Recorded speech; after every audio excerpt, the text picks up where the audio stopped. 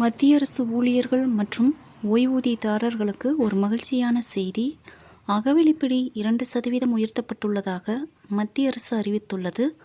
மேலும் ஜனவரி 2025 முதல் அமலுக்கு வந்த டிஏ உயர்வுக்கான 3 மாத நிலுவைத் தொகையும் ஏப்ரல் மாத சம்பளத்துடன் சேர்த்து வழங்கப்படும். 2% அதிகரிப்பு. மத்திய அரசு ஊழியர்களுக்கும் ஓய்வூதியதாரர்களுக்கும் அகவிலைப்படி 2% உயர்வு. ஜனவரி, பிப்ரவரி, மார்ச் ஆகிய 3 மாதங்களுக்கான நிலுவைத் தொகை ஏப்ரலில் கிடைக்கும். 48.6 லட்சம் மத்திய அரசு ஊழியர்கள் மற்றும் 66.5 லட்சம் ஓய்வூதியதாரர்கள் இதன் மூலம் பயனடைய உள்ளனர். இந்த மாற்றத்தால் மத்திய அரசுக்கு வருடத்திற்கு ரூபாய் 6,614 கோடி ரூபாய் செலவாகும். ஏப்ரல் மாத சம்பளத்தில் எவ்வளவு கூடுதல் தொகை கிடைக்கும்?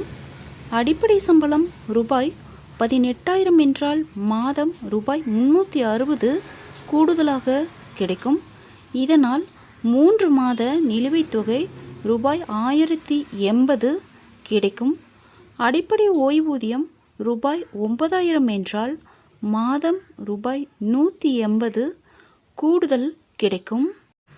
இதனால் 3 மாத நிலுவைத் தொகை ரூபாய் 540 கிடைக்கும். அடுத்த அகவிலைப்படி உயர்வு ஜூலை டு டிசம்பர் 2025 காலத்திற்கு அமலாகும்.